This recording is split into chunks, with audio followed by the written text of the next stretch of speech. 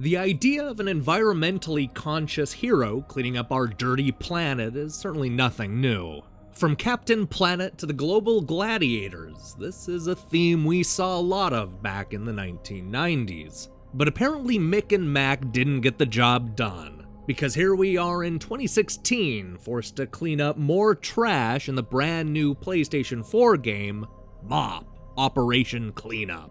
You play a friendly robot tasked with picking up the world's discarded crap. Unfortunately, our hero is a little busted. While he's able to pick up trash with the best of them, he isn't able to stop or change directions on command. This means you'll barrel forward at full speed, only turning around when he hits a wall or barrier. This sets up a pretty standard 2D platforming experience. Mop races forward, picking up trash, avoiding enemies, and double jumping to high up ledges.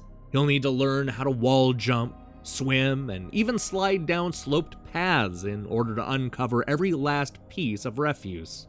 If you can pick up enough litter and make your way to the checkered flag, you'll be rushed off to the next stage, where you'll do the whole thing all over again.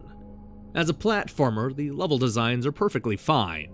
MOP Operation Cleanup starts out simple enough, but you'll quickly discover that our hero needs to go out of his way to complete all of the objectives. You can skip huge chunks of the level in an effort to find the finish line.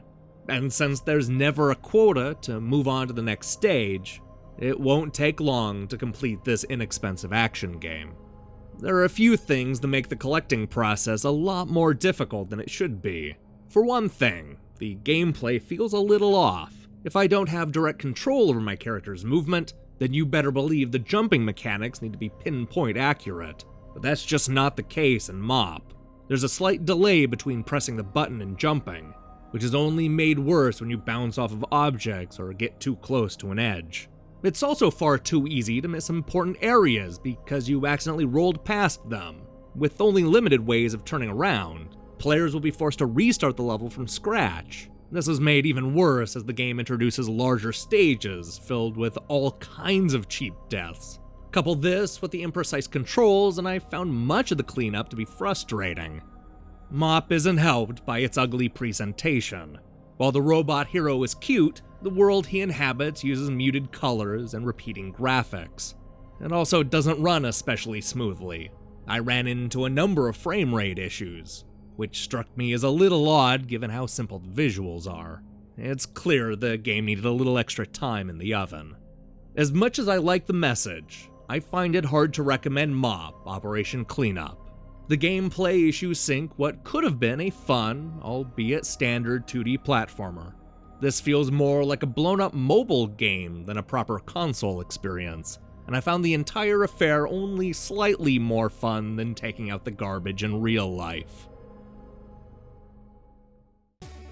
Hey, thanks for watching our review. I have a few more reviews lined up, but it's probably gonna have to wait until next week.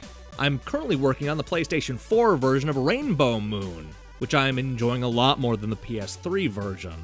And while you wait, perhaps you should check out Nintendo Power's Top 10 Reviewed Games of 1993.